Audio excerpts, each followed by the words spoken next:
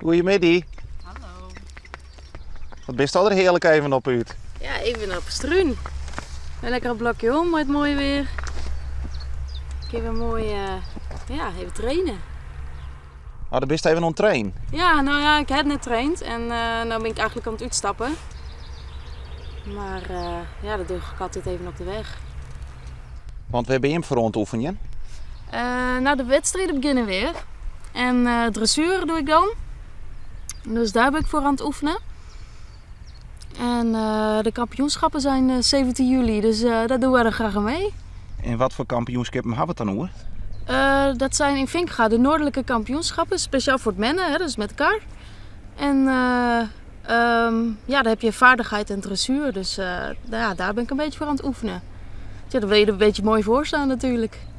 Ja, dat gaat dan over Friesland, Groningen en Drenthe, geloof ik. Nou ja, en dan wie de beste eruit komt. En hoe goed ben je?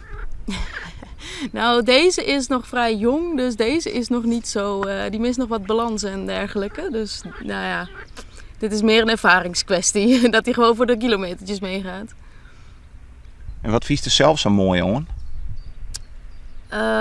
Wat ik zelf... Ja, de interactie met paard eigenlijk. Je bent samen met je paard naar een doel aan het werken.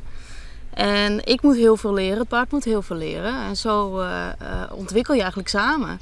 En de band met je paard natuurlijk, dat is ook heel belangrijk. Ja, dat is eigenlijk het mooiste. Want je hecht je toch aan zo'n beetje, ja. Tot slot, als die kampioenschappen, Ja. waar hoopst op? Waar hoop ik op? Nou, ik hoop met hem vooral gewoon in de vaardigheid in ieder geval rustig rondje te kunnen lopen. Want hij is heel onstuimig.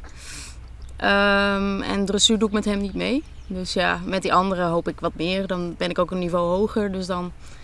Ja, iedereen hoopt om te winnen natuurlijk. Maar daar doe ik het niet voor uiteindelijk. Want er zijn mensen die natuurlijk veel beter kunnen. Ik heb zelf nog niet zo heel veel ervaring. Dus Heel soort succes. dankjewel.